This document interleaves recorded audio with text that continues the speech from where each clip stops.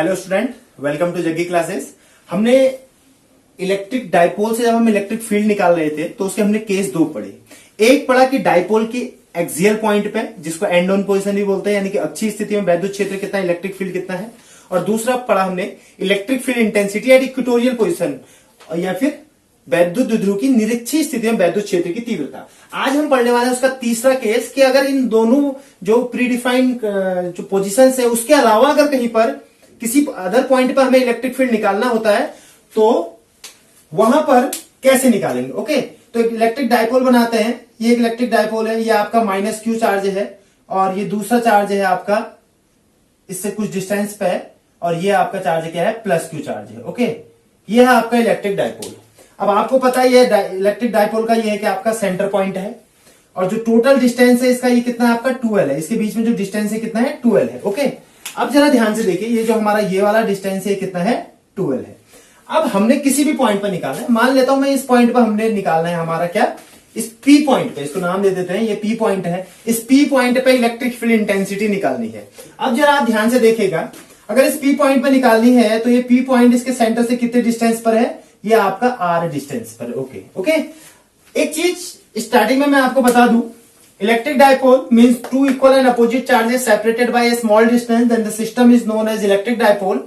And in this case we will want to find out the electric field intensity at any point due to this electric dipole।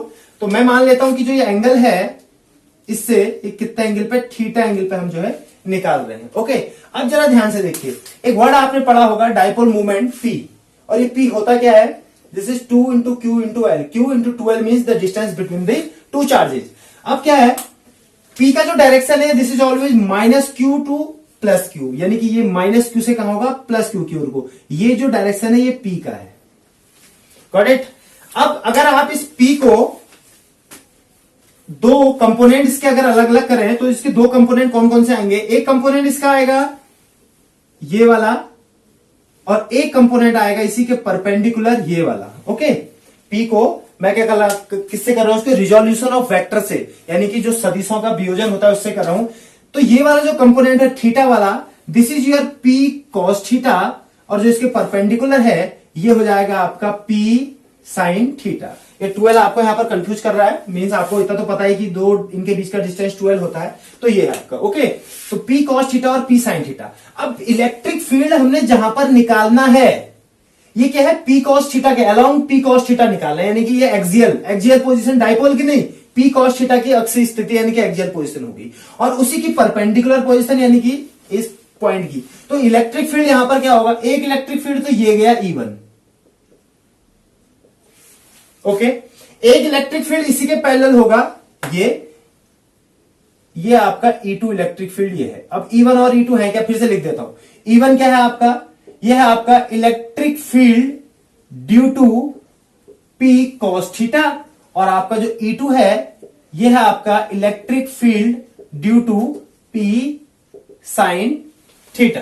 Okay, अब जरा ध्यान से देखिएगा, तो इस P point पर दो इलेक्ट्रिक फील्ड आ रहे हैं, एक आ रहा है E1 और एक आ रहा है E2। ये डायरेक्शन ऐसे कैसे कि पिछले 2 लेक्चर पढ़ेगा आपको प्रॉपर समझ में आएगा।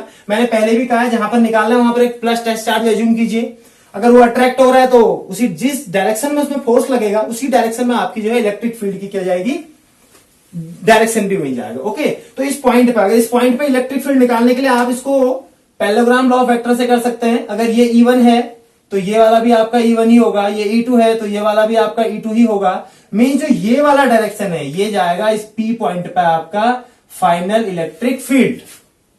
मीन्स अगर किसी भी पॉइंट पर दो वेक्टर एक साथ काम करें तो इन दोनों का जो रिजल्टेंट है वो कहां जाता है, तो हम क्या कर लेते हैं, ये अगर एक वेक्टर है तो उसी के इक्विवेलेंट दूसरा वेक्टर मान लेते हैं, ये वेक्टर है तो इसके इक्विवेलेंट ये, तो पैरेललोग्राम लॉ ऑफ वेक्टर आपने पढ़ा होगा, तो ये इन दोनों का क्या है, रिजल्ट है R। ऐसे इन दोनों का रिजल्ट ये हो गया और इसको बोल देते हैं हम E। ओके, अब इलेक्ट्रिक फील्ड E निकालना है, और इलेक्ट्रिक फील्ड E निकालने के लिए आपको क्या करना पड़ेगा, E1 और E2 की वैल्यू। तो electric field E equal to कितना आएगा आपका, this one is your under root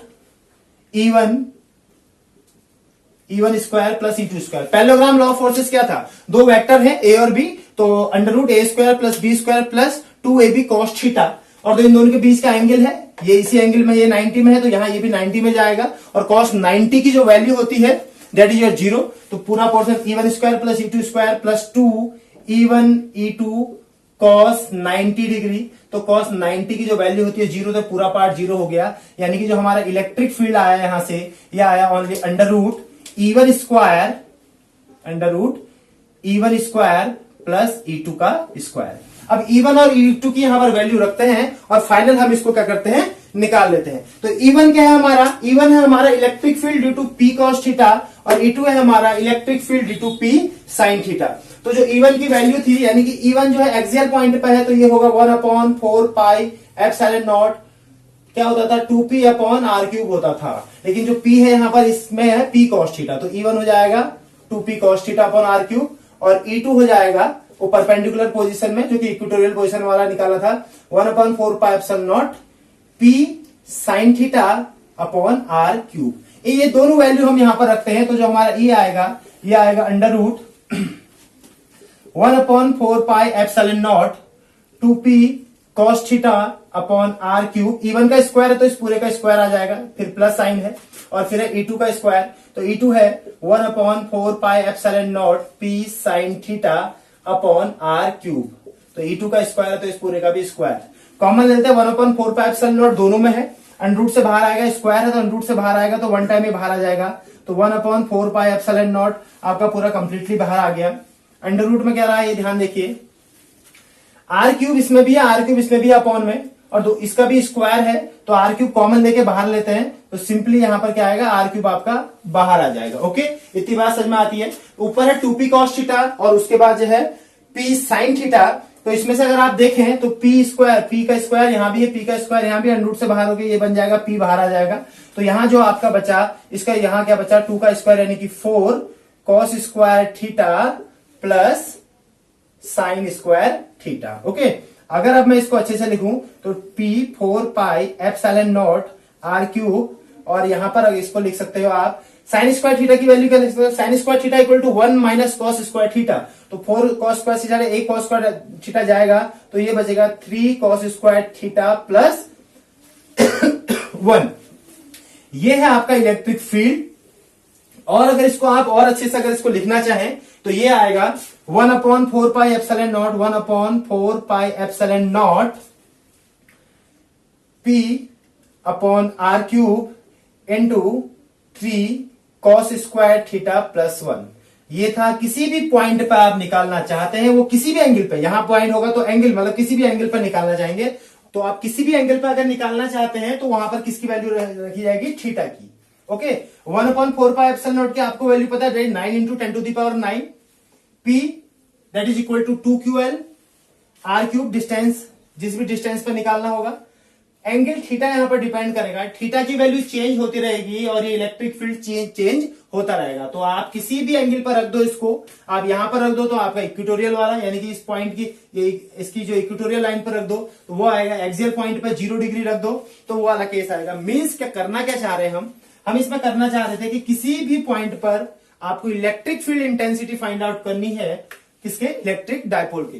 तो इसमें ये इलेक्ट्रिक फील्ड आया, अब इसके डायरेक्शन कहां आएगा, देखिए डायरेक्शन क्या है, इसका ये वाला जो एंगल है इसको मान लेते हैं फाई, ये वाला जो एंगल है इसको क्या बोल लो, फाई बोल लो। तो ये फाई कैसे निकलेगा, ऑब्वियसली ये और ये 90 डिग्री पे है, इस हिसाब से देखना, ये ऐसे गया और ये इसके पैरेलल है, तो ये दोनों 90 होता है, ये 90 है तो ये वाला भी 90 गया।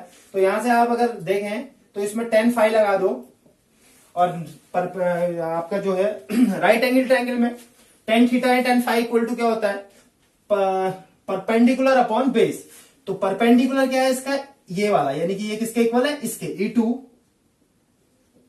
अपॉन बेस है आपका ये, यानी कि ये क्या है E1, तो E2 अपॉन E1, ये दोनों वैल्यू है E2 अपॉन E1। यहां से देखिए अगर मैं इसको अपॉन कर दूं तो ये पूरा इससे कैंसिल आउट हो जाएगा, P से P cancel out, R cube से R क्यूब कैंसिल आउट हो जाएगा, और जो आपका अंदर बचेगा वो बचेगा आपका ये E1 अपॉन E2, हमें चाहिए E2 अपॉन E1, इसको आगे पीछे कर लीजिएगा। तो यहां पर से 10 फाई इक्वल टू, ये दोनों कैंसिल आउट हो जाएंगे, तो यहां पर से बचेगा आपका sine theta upon 2 cos theta, sine theta upon 2 cos theta.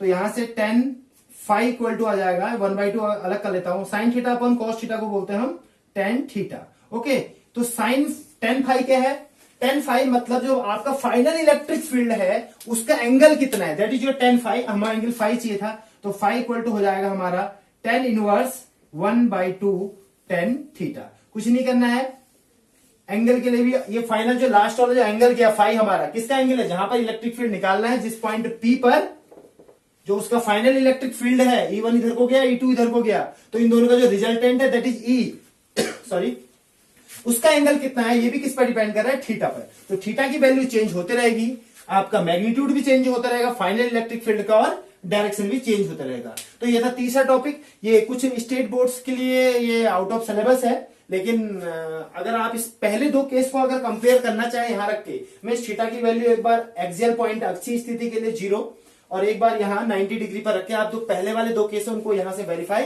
कर सकते हैं। ओके, तो ये था आपका electric field at any point due to electric dipole, यानी कि वैद्युत क्षेत्र की तीव्रता किसी भी बिंदु पर, किसके, इलेक्ट्रिक डायपोल यानी कि वैद्युत द्विध्रुव के चारों ओर किसी भी बिंदु पर वैद्युत क्षेत्र की तीव्रता कितनी होगी। इसकी जो नेक्स्ट क्लास होगी उसमें हम पढ़ेंगे इसका टॉर्क, यानी कि अगर ये जो इलेक्ट्रिक आपका डायपोल है इसको आप यूनिफॉर्म इलेक्ट्रिक फील्ड में रख दें, एक समान वैद्युत क्षेत्र में रख दें, तो उस पर कितना बलागुण यानी कि टॉर्क लगेगा।